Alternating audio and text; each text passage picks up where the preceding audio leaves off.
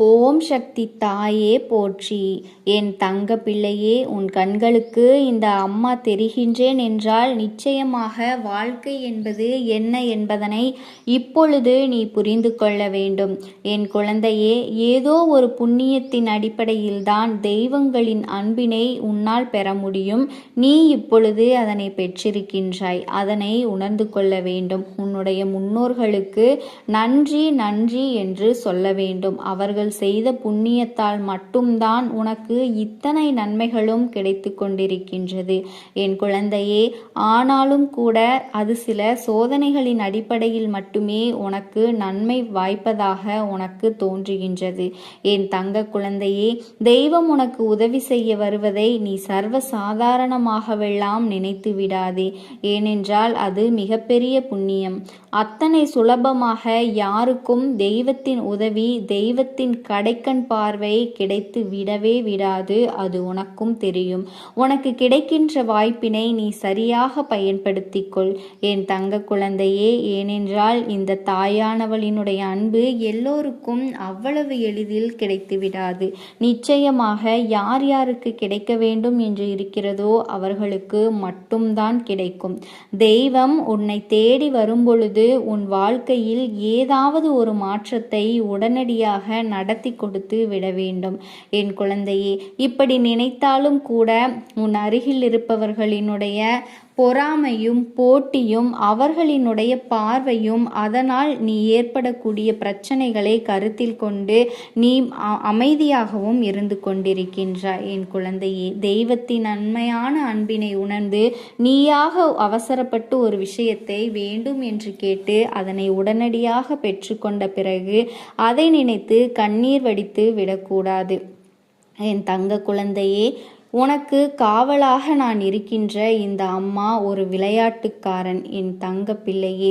இதுதான் வேண்டும் என்று, இப்படித்தான் வேண்டும் என்று அடம் பிடித்து ஒரு விஷயத்தை நீ என்னிடத்தில் இருந்து பெற்றுக்கொள்கின்றாய் என்றால் நிச்சயமாக ஒருவேளை அந்த விஷயம் பின்னாளில் உனக்கு சரியில்லாமல் சென்றுவிட்டது என்றவுடன் என் குழந்தை நீ இந்த அம்மாவிடம் வந்து என்ன சொல்வாய் தெரியுமா?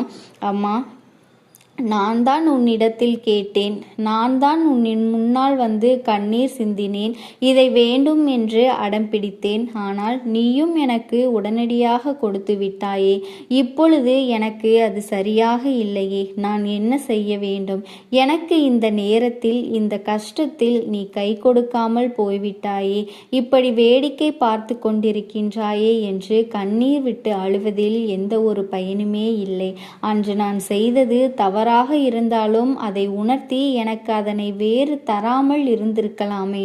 ஒரு சில நாட்கள் வேண்டுமானால் கண்ணீர் விட்டு கதறிய பின் அதனை மறந்து என் வாழ்க்கையை நான் பார்த்து கொண்டு சென்றிருப்பேனே என்று நீ சொல்ல நினைப்பதும் மனம் குமுறுவதும் புரியாமல் இல்லை என் தங்க குழந்தையே. இதை பற்றி எனக்கு நன்றாக தெரியும். அதனால்தான் எந்த ஒரு வேண்டுதலையும் எந்த ஒரு தெய்வத்திடமும் வைக்கும் பொழுது எனக்கு இதை கொடுங்கள் என்று எப்பொழுதும் நீ தெய்வத்திற்கு உத்தரவிடக்கூடாது. அது எனக்கு சரிவரும் என்றால் மட்டும் செய். நீ எனக்கு செய்து கொடுத்தாகவில்லை என்றாலும் அந்த சூழ்நிலையை வைத்து சந்தோஷமாக இந்த வாழ்க்கையை நடத்துவது உனக்கான மனநிறைவை கொடுக்க போகின்றது. பிரச்சனைகள் மிகுந்த வாழ்க்கையில் எத்தனையோ கஷ்டங்களிலிருந்து மீண்டு வந்தேனே. இந்த அம்மாவினுடைய துணையோடு இனி எல்லா நல்ல விஷயங்களையும் நீ பெற்றுக்கொள்வாய். இத்தனை காலமும் எதனால் உனக்கு ஒரு விஷயம் கிடைக்காமல் போனதும் அதை நினைத்து நீ வருந்தாதே என் தங்க குழந்தையே. காரணம் எதுவும் இல்லாமல் வாழ்க்கையில் எதுவும் நடக்கவில்லை என்பதை உணர்ந்து கொண்டு என் பிள்ளை, இனி நடக்க இருக்கின்ற நல்ல விஷயங்களை, சந்தோஷமான விஷயங்களை நீ வரவேற்பதற்கு தயாராக இரு என் தங்கமே. என்றென்றும் உன் வாழ்க்கையில் நான் நல்லதை மட்டுமே நடத்தி கொடுப்பேன். எந்த நேரத்தில் எல்லாம் என் குழந்தை நீ இந்த அம்மாவினை தேடி வந்திருக்கின்றாய் என்று சற்று நீ சிந்தித்து பார்க்க வேண்டும். இக்கட்டான நேரத்தில் மட்டுமே நீ என்னை வந்து பார்க்கின்றாய் என் குழந்தையே. நீ மட்டும் உன் வாழ்க்கையில் இழந்தது எல்லாம் என் மூலமாக திரும்ப கிடைத்து கொண்டுதான் இருக்கின்றது. ஏதாவது ஒரு வழியில் உனக்கு இந்த தாயானவள் உதவிகளை செய்து கொண்டுதான் இருக்கின்றேன் என் செல்ல குழந்தையே, உனக்கு நான் காவலாக நின்று உன் பிரச்சனைகளினால் ஏற்படக்கூடிய அத்தனை ஆபத்துகளிலிருந்தும் உன்னை காத்து கொண்டுதான் வருகின்றேன் என்பதனை நீ ஒரு நாளும் மறந்துவிடக்கூடாது. இனிமேலும் உன் வாழ்க்கை முழுவதும் உனக்கு நான் தர நினைக்கின்ற மகிழ்ச்சியை எல்லாம் நீ தவறவிட்டு விடாதே. உனக்கு வரும் சோதனைகள் எல்லாம் என்னுடையதுதான். உன் குடும்பத்தில் சிலர் செய்யும் தவறுகளை மன்னித்து இந்த வாழ்க்கையை உனக்கானதாக மாற்ற வேண்டும். வாழ்க்கையில் கஷ்டங்கள் வரத்தான் செய்யும், அதை இல்லை என்று ஒரு நாளுமே நான் மறுக்கவில்லை.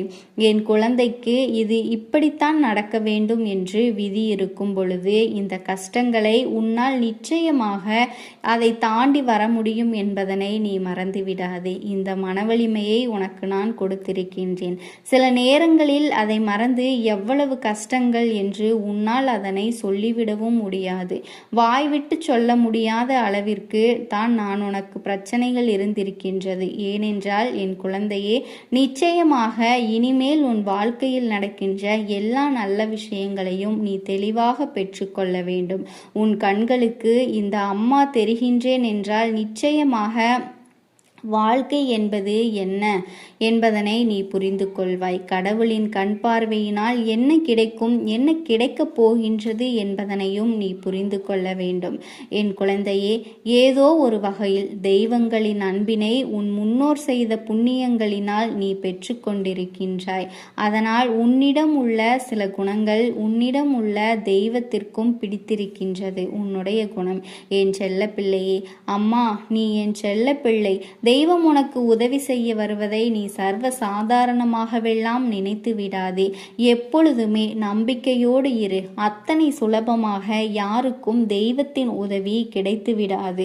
உனக்கு கிடைக்கின்ற வாய்ப்பினை நீ சரியாக பயன்படுத்திக்கொள். என் தங்க குழந்தையே, தெய்வம் உன்னை தேடி வரும் பொழுது உன் வாழ்க்கையில் ஏதாவது ஒரு மாற்றத்தை உடனடியாக நடத்தி கொடுத்து விட வேண்டும் என்று நினைக்கிறது என் பிள்ளையே.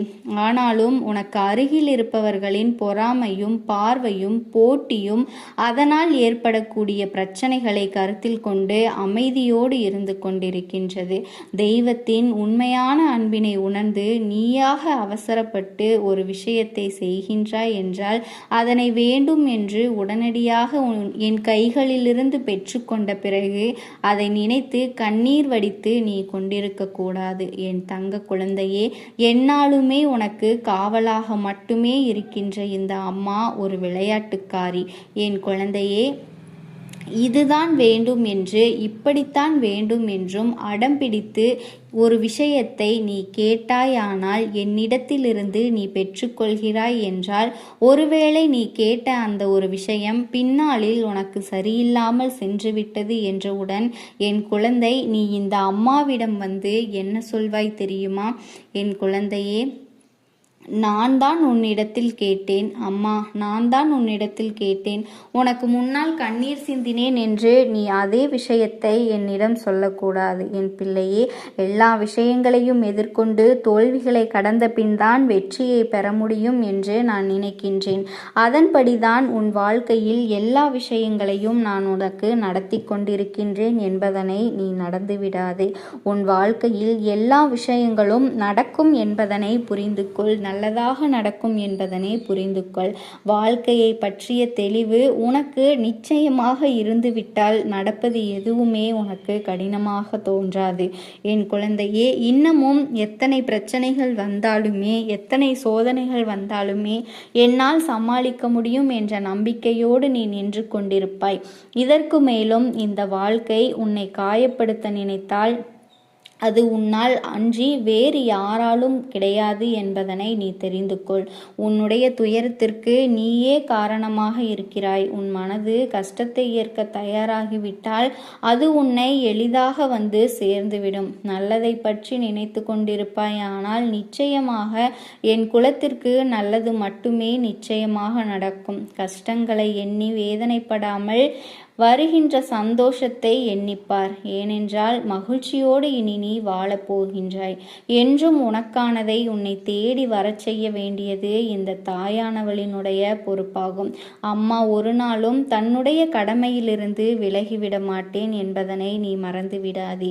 எந்த சூழ்நிலையும் உன்னை விட்டு தள்ளி நான் நிற்க மாட்டேன். இந்த வாழ்க்கையில் உனக்கு தர இருக்கின்ற பரிசை கொடுத்து உன்னை சந்திக்கும் நேரம் நான் காவலாக இருப்பேன். உன்னை விட்டு நான் நீங்க மாட்டேன் என்பதனை நீ மறந்து விடாதே. ஓம் சக்தி தாயே போற்றி. என் அன்பு குழந்தையே, இன்று உன் தாயானவள் உனக்கு ஒரு முக்கியமான செய்தியினை சொல்வதற்காக வந்திருக்கின்றேன். இன்று உன் அம்மா என்னுடைய தீபத்தினை நீ தொட்டுவிட்டாய் அல்லவா? அதிலும் என்னுடைய தேங்காய் தீபத்தினை நீ பார்த்திருக்கின்றாய். என் குழந்தையே, இதனை தொட்டு நீ உள்ளே வந்த நேரத்தில் உன் தாயானவள் உனக்கு ஒரு முக்கியமான செய்தியினை இன்று சொல்லப் போகின்றேன். இது உன்னுடைய குடும்பம் சம்பந்தமானது. என் அன்பு குழந்தையே, உன்னுடைய இரத்த உறவில் இருக்கின்ற ஒருவரை தீய சக்தி அங்கே ஆட்டி படைத்து கொண்டிருக்கிறது. என் அன்பு குழந்தையே, நான் சொல்லும் பொழுது உனக்கு இதுவெல்லாம் வேடிக்கையாக கூட இருக்கலாம். இப்படியெல்லாம் கூட நடக்குமா என்று கூட உனக்கு தோன்றலாம். ஆனால் இதுதான் உண்மை. என் செல்ல பிள்ளையே, இந்த தாயானவள் சொல்வதை கேட்டு உடனடியாக அவர்களை பிடித்திருக்கின்ற அந்த தீய சக்தியிலிருந்து அவர்களை மீட்டெடுக்க வேண்டும். இல்லை என்றால் அவர்களின் வாழ்க்கையானது நரகமாக மாறிவிடும். என் தங்க குழந்தையே, அந்த இரத்த உறவு யார் என்று உன்னிடத்திலே அடையாளத்தை சொல்லிவிடுகின்றேன். நீ நிச்சயமாக அது யாரென்று புரிந்து கொண்டு அவர்களை உடனடியாக காத்திட வேண்டும். என் தங்க பிள்ளையே, உன்னுடைய இரத்த உறவு ஒன்று எப்பொழுதுமே கள்ள கவனம் தெரியாமல் யாரிடத்திலும் எதை சொல்ல வேண்டும், யாரிடத்தில் எதை சொல்லக்கூடாது என்ற சூதுவாது தெரியாமல் எப்பொழுதுமே வெளிப்படையாக எல்லாவற்றையுமே பேசக்கூடிய தன்மையானவராக இருக்கக்கூடியவர்கள். அவர்கள் வெளிப்படையாக பேசுவதால் என்னவோ சிலருக்கு அவர்களை பிடிக்கும், சிலருக்கெல்லாம் அவர்களை எப்பொழுதுமே பிடிக்காது. இப்பொழுது இவர்கள் பேசுவது சரி என்று சொல்லிக் கொண்டிருப்பவர்கள் சில நாட்களுக்கு பிறகு இவர்களின் கருத்துக்களில் முரண்பாடு ஏற்பட்டு இவர்களை மோசம் என்றும் சொல்லிவிடுவார்கள். அப்படிப்பட்ட ஒரு உறவு எப்பொழுதும் அருகில் இருப்பவர்களோடு நெருக்கமாக பேசிக்கொண்டிருக்கிறார்கள். என் தங்க குழந்தையே, இவர்களினுடைய இந்த பேச்சின் காரணமாக அடிக்கடி பிரச்சனைகளையும் இழுத்து கொண்டு வந்து விடுகிறார்கள். யார் ஒருவரிடம் நல்லபடியாக பேசிக்கொள்கிறார்களோ அவர்களுக்கும் இவர்களுக்கும் கூடிய விரைவில் பிரச்சனைகள் வரத்தான் போகின்றது என்பதனை நீ புரிந்து கொள்ள வேண்டும். ஏனென்றால் அந்த அளவிற்கு இவர்களினுடைய பழக்க வழக்கங்கள் எல்லாம் ஆரம்பத்தில் சரியாக இருக்கும். ஆனால் போக போக அதுவே மிகப்பெரிய பிரச்சனையாக மாறிவிடும் என்பதனை நீ மறந்துவிடக்கூடாது. என் தங்க குழந்தையே, எப்பொழுதும் யாரிடத்தில் என்ன பேச வேண்டும் என்பதனை நீ உறுதியாக சொல்லிவிட்டுதான் நினைத்துவிட்டுதான் பேச வேண்டும். எல்லோருடைய வாழ்க்கையிலும் ஒவ்வொரு விஷயங்கள் நடந்து கொண்டிருக்கின்றது. இந்த சமயத்தில்தான் அவருடைய வாழ்க்கையிலும் பிரச்சனைகள் மாறி மாறி வந்தாலும் ஒரே ஒரு உறவோடு அவர்கள் எப்பொழுதுமே பகையினை வளர்க்காமல் நல்ல உறவோடு இருந்து கொண்டிருக்கிறார்கள். ஆனால் மற்றவர்களின் பார்வைக்கு இந்த உறவு நீடிக்காது என்று தோன்றினாலும் அவர்கள் பல நாள் பழக்கத்தை அப்படியே தொடர்ந்து கொண்டிருக்கிறார்கள். இதற்கு ஒரு முக்கியமான காரணமும் இருக்கின்றது. என் தங்க குழந்தையே, இதற்கான காரணத்தை நான் இப்பொழுது உன்னிடத்தில் சொல்லிவிடுகின்றேன். நீ யாரென்று அதற்கு பிறகு கண்டுபிடித்து விடுவாய். என் தங்க பிள்ளையே, நான் சொல்கின்ற இரத்த உறவானது அருகில் இருக்கின்ற அந்த உறவோடு எப்பொழுதுமே அதிக நேரம் செலவிட்டு கொண்டிருக்கிறார்கள். அவர்களுக்கு ஏற்படுகின்ற அத்தனை பிரச்சனைகளுக்கும் அந்த ஒரு உறவுதான் காரணம் என்பதை இன்னமும் அவர்கள் உணரவில்லை. அது மட்டுமல்லாமல் இவர்கள் பேசுகின்ற விஷயங்களை ஒன்று விடாமல் யாரை பற்றி பேசுகின்றார்களோ அவர்களிடத்திலேயே இவர்கள் சொல்லிவிடுகின்றார்கள். இவர்களினுடைய பழக்க வழக்கத்தை நிறுத்திக்கொள். நாளை உன்னை மற்றவர்களிடத்தில் இவர்கள் இழுத்துவிட்டு வேடிக்கை பார்ப்பார்கள் என்று நீயும் சொல்லிவிட்டாய். ஆனாலுமே அவர்கள் உன்னை விட அந்த உறவுக்கு தான் மிக அதிக முக்கியத்துவம் கொடுத்து கொண்டிருக்கிறார்கள். இப்பொழுது வரை பழகி கொண்டிருக்கிறார்கள். என் தங்கப்பிள்ளையே, ஒருவரினுடைய இல்லத்தில் என்ன பிரச்சனை நடக்கிறது என்பதனை மற்றவர்களிடத்தில் சொல்லக்கூடாது அல்லவா? அது மட்டும் அல்லாமல் உனக்கான உதவிகள் தேவைப்பட்டால் கூட நல்லவர்களிடத்தில் நீ கேட்கலாமே தவிர இதுபோன்று தீய எண்ணங்கள் கொண்டவர்களினிடத்தில் நீ இதையெல்லாம் பேசக்கூடாது அல்லவா? என் தங்கப்பிள்ளையே, அவர்கள் எப்படிப்பட்ட எண்ணம் கொண்டவர்களாக இருக்கிறார்கள் தெரியுமா? உன்னுடைய பிரச்சனை என்று நீ ஏதேனும் சொன்னால் உன்னிடத்தில் மனம் வருந்தி கேட்பது போல பேசுவார்கள். ஆனால் மற்றவர்களிடத்திலோ இதையெல்லாம் ஏளனமாக பேசி பேசி சிரித்து கொண்டிருக்கிறார்கள். இவர்கள் குடும்பத்தில் எப்படியெல்லாம் நடக்கிறது என்று சொல்லி அங்கே வேடிக்கை காட்டிக் கொண்டிருக்கிறார்கள். அதனால் எந்த ஒரு சூழ்நிலையிலும் மற்றவர்களினிடத்தில் நாம் குடும்ப விஷயங்களை எப்பொழுதுமே பகிர்ந்து கொள்ளக்கூடாது என்று நீ அவர்களினிடத்தில் சொல்லி கொண்டுதான் இருக்கிறாய். ஆனாலும் இவர்கள் எல்லாம் திருந்துவதாக இல்லை. என் தங்க பிள்ளையே, இவர்களுக்கான உறவு நீண்ட நாட்கள் நீடித்ததற்கான காரணமும் ஒன்றுள்ளது. அது என்ன தெரியுமா? அவர்களுக்கான பொழுதுபோக்கே உன்னுடைய இரத்த உறவுதான். இவர்களிடத்திலிருந்து அவர்களுக்கு பொழுதை போக்குகிற எல்லா செய்திகளும் கிடைத்து விடுகிறது. அதை மற்றவர்களோடு சொல்லி பேசி அங்கே சிரித்து கொண்டிருக்கிறார்கள். ஒரு குடும்பத்தின் நிலையை வெளியில் சொல்லி சந்தோஷப்படுகிறார்கள் என்றால் அவர்களின் மனநிலை எப்படி இருக்கிறது என்பதனை நீயாக உணர்ந்து புரிந்து கொள்ள வேண்டும். என் தங்க குழந்தையே, எப்போதுமே மற்றவர்களின் வேதனைகளுக்கு நாம் ஆறுதலாகத்தான் இருக்க வேண்டுமே தவிர மற்றவர்களினுடைய வேதனைகளுக்கும் கஷ்டத்திற்கும் நாம் சந்தோஷப்படுவதும் கொண்டாட்டத்தில் குதூகலிப்பதும் தவறான விஷயம் அல்லவா?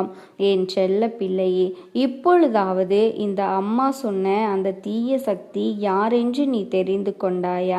அந்த உறவுதான் உண்மையாகவே தீய சக்தி. உன்னுடைய உடன் பிறந்த உறவு ஆட்டி படைப்பதோடு மட்டுமல்லாமல் அவர்களிடத்தில் நல்லவர்கள் போல நடித்து அவர்கள் மனதையும் மாற்றி வைத்திருக்கிறார்கள். உன்னுடைய குடும்பத்திற்கு எதிராகவே அல்லது உன்னுடைய அந்த இரத்த உறவையும் திருப்புவதற்கான எல்லா முயற்சிகளையும் அங்கே நாள்தோறும் செய்து கொண்டுதான் இருக்கிறார்கள். இவர்கள் ஒவ்வொரு நாளும் உன்னுடைய வாழ்க்கையில் ஏற்படுத்துகின்ற பிரச்சனைகளினால் நீ ஏற்கனவே மனம் உடைந்து போய்தான் இருக்கின்றாய். என் தங்க குழந்தையே, இவர்களிடத்தில் சென்று நீ கேட்டுவிடலாமா? எதற்கு உங்களுக்கெல்லாம் இது போன்ற தேவையில்லாத வேலைகள் என்று சொல்லிவிடலாமா? ஓங்கி அறைந்து விடலாமா என்று கூட உனக்குள்ளே தோன்றுகிறது. இருந்தாலும் நம்முடைய குடும்பத்தில் இருக்கக்கூடியவர்கள் இதையெல்லாம் புரிந்து கொள்ளவில்லையே என்று நீ நாள்தோறும் ஆதங்கத்தோடு தான் இருந்து கொண்டிருக்கிறாய். ஆனால் உன்னுடைய இரத்த உறவை நினைக்கும் பொழுது சில நேரங்களில் உனக்கே வேதனையாகத்தான் இருக்கிறது. இந்த அளவிற்கு ஒருவரால் வெள்ளந்தியாக இருக்க முடியுமா? தன்னோடு பழகுகிறவர்கள் தன்னை பற்றி என்ன நினைக்கின்றார்கள் என்று கூட தெரியாமல் இப்படி பேசி கொண்டிருக்கிறார்களே என்று மனவேதனை அடைகின்றாய். அதனால் என்ன செய்வது என்று தெரியாமல் இப்பொழுது வரை நீ தவித்து கொண்டிருக்கின்றாய் அல்லவா? என் தங்க குழந்தையே, சரி பரவாயில்லை என்று இதையெல்லாம் இப்படியே விட்டுவிட முடியாது அல்லவா?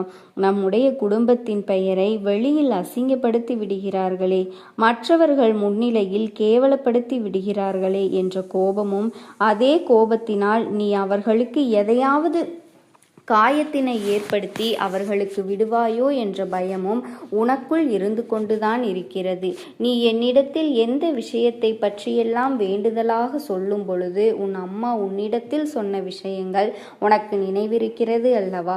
இது போன்ற மனிதர்களினுடைய வேஷங்கள் எல்லாம் நீண்ட நாட்கள் நிலைத்திருக்காது. ஒரு நாள் நிச்சயமாக கலைந்தேதான் தீரும்.